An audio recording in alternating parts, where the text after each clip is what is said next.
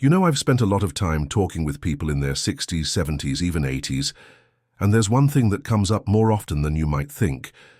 It's that quiet, painful feeling of being overlooked or talked down to, like your voice doesn't count the way it used to. It's not always cruel, but it stings all the same. If you've ever felt that, I want you to know, it's not just you. And more importantly, there are kind, steady ways to respond to that kind of treatment. In this video, I want to share with you 8 thoughtful ways to protect your dignity and confidence without needing to raise your voice or change who you are. Let me start with something simple but powerful. Staying calm doesn't mean you're weak. Sometimes when people don't treat us with respect, the first thing we feel is that rush of heat, anger, embarrassment, or just a deep ache of being misunderstood. And at a certain age, those feelings hit even harder because they come with history. Decades of doing your best, being kind, being strong, and suddenly someone speaks to you like none of it matters. But here's the truth. Your calm response in that moment can carry more weight than any loud comeback ever could. It's not about staying silent. It's about showing you don't get pulled down by someone else's behavior. I remember a man named Frank. He was 72, living in Phoenix, still teaching part-time at the community college. During a faculty meeting, one of the younger professors kept cutting him off, using that rushed, dismissive tone, like Frank was just slowing things down. Frank didn't yell. He didn't pout. He simply paused, looked around the table and said, "I'll finish my thought when you're ready to listen." And then he sat back. The room went quiet. No anger, just calm strength. Later, he told, I didn't do it to prove a point.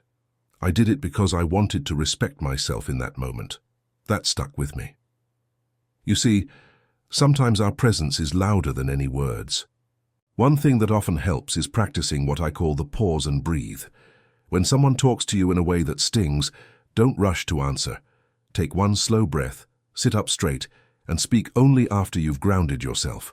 It's not easy at first, but it gives you back the power in the moment. You don't have to fight to be heard. You just have to show you're standing tall inside, like a tree that doesn't break in the wind because its roots run deep. You've earned your calm. It's your strength, not your silence. Another way to hold your ground is by remembering not everything they say is really about you. When someone speaks down to you or brushes you off, it's easy to think, did I do something wrong? Am I really that out of touch?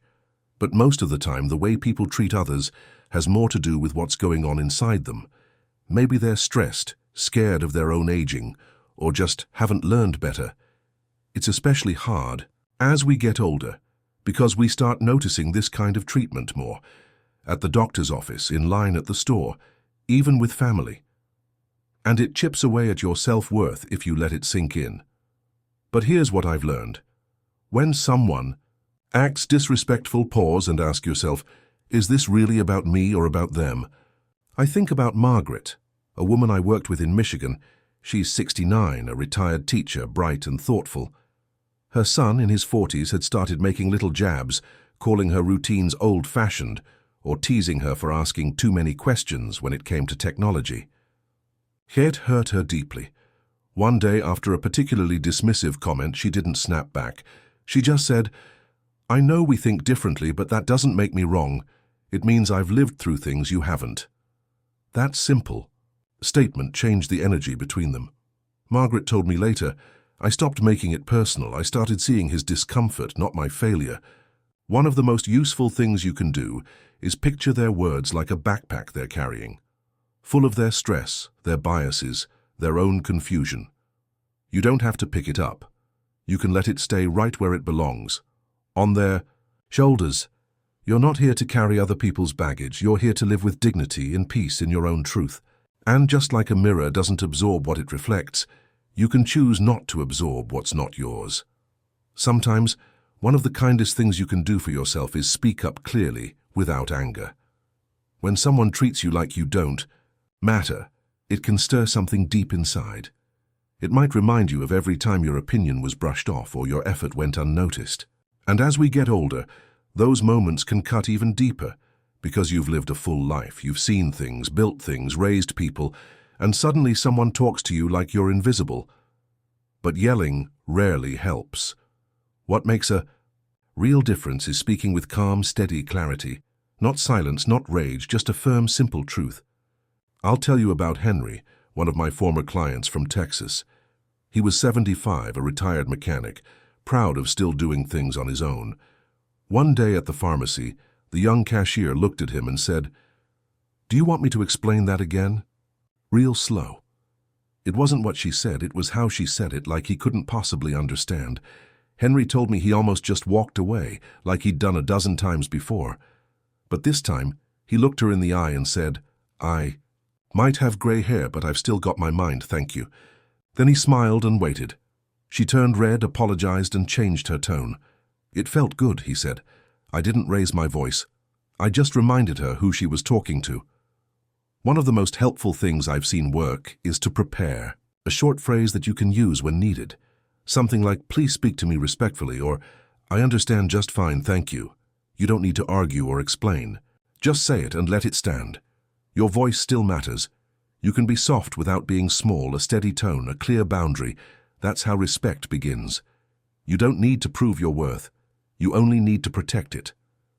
There's real strength in saying no even when it feels uncomfortable. As we get older, a strange thing happens. People start making decisions for us. Family, doctors, even strangers sometimes assume they know what's best. They mean well, but it can feel like your choices are slowly slipping away. This can be especially tough when you were the one taking care of everyone for so many years, but your life is still your own. And saying no isn't about being difficult.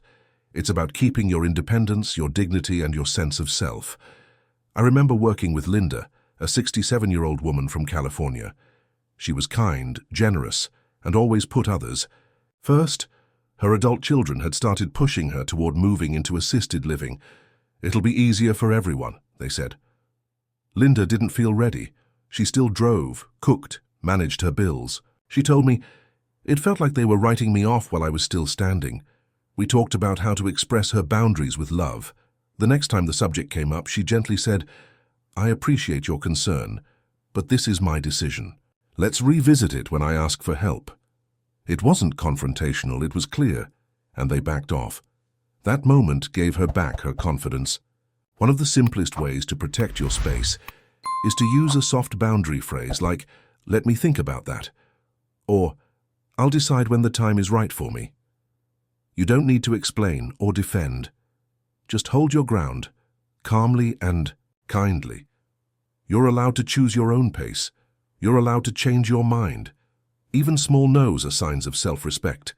And each time you say one, you're reminding the world and yourself that your voice matters just as much as ever. One of the most powerful things you can do is choose who you spend your time with.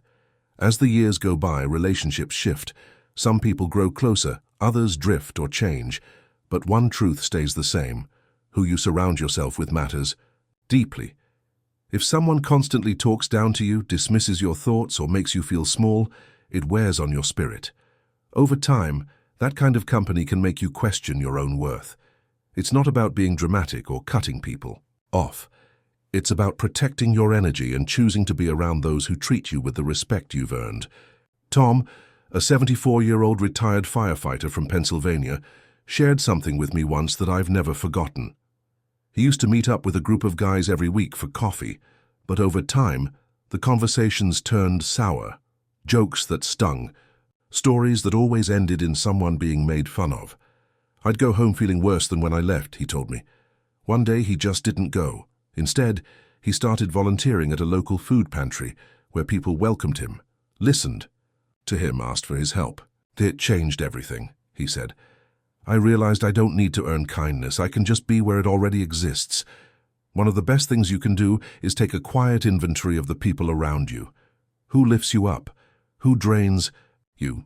Start giving more time to the ones who make you feel valued, and gently stepping back from those who don't. You deserve to feel safe, seen, and respected.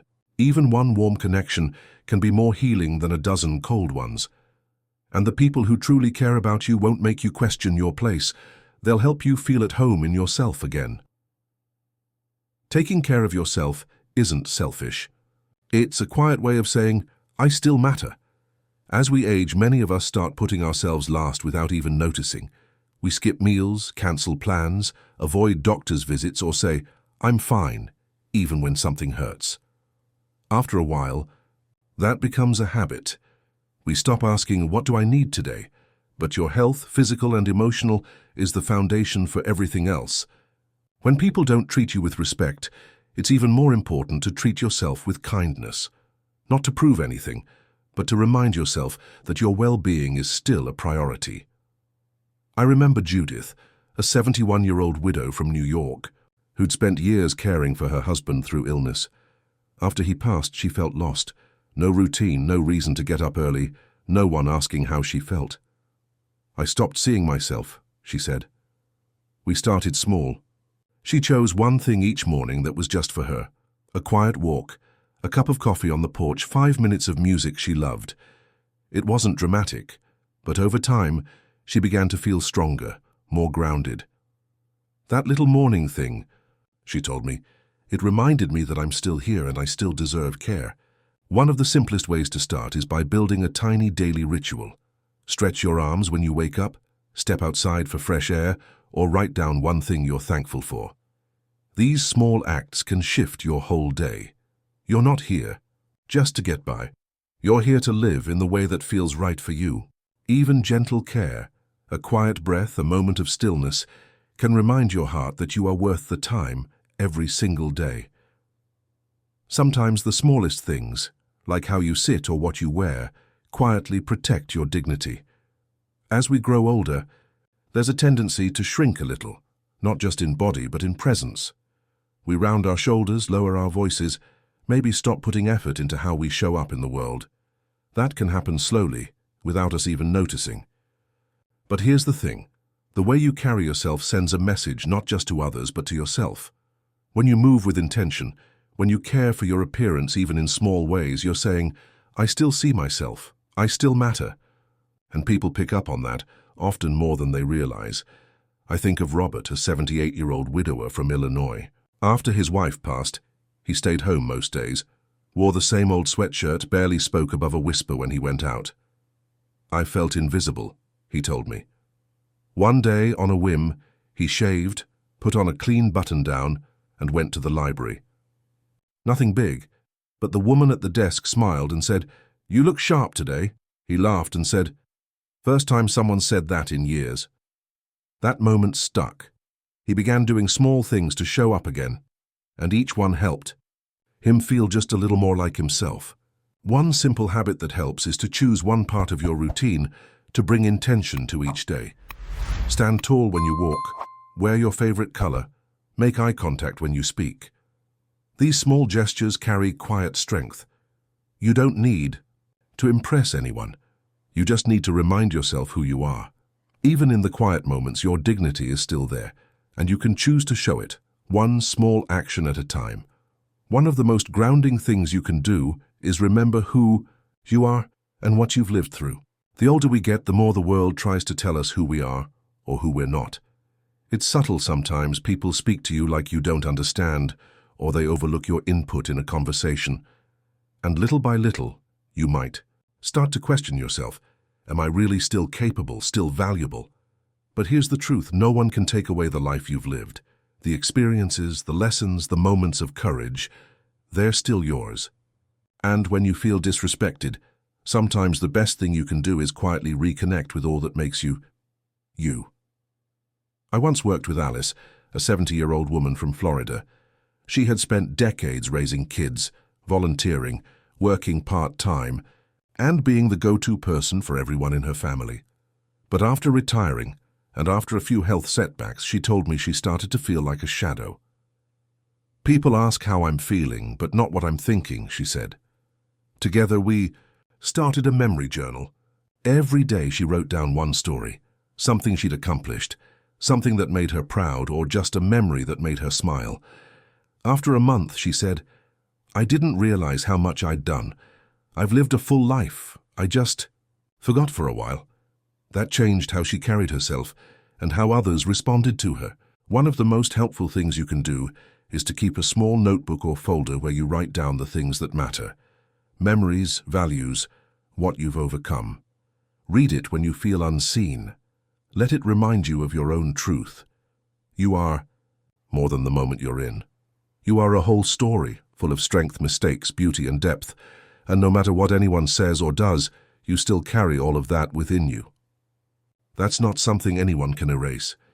If even one of these thoughts stayed with you, I hope it's this: you are not forgotten.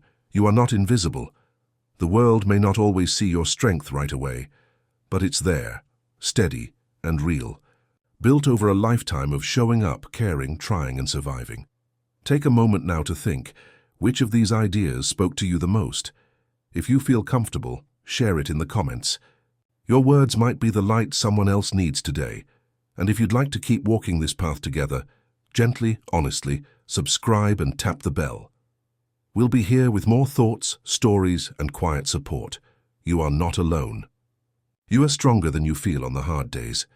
And life still holds beauty, especially when you take it by the hand and walk forward with grace.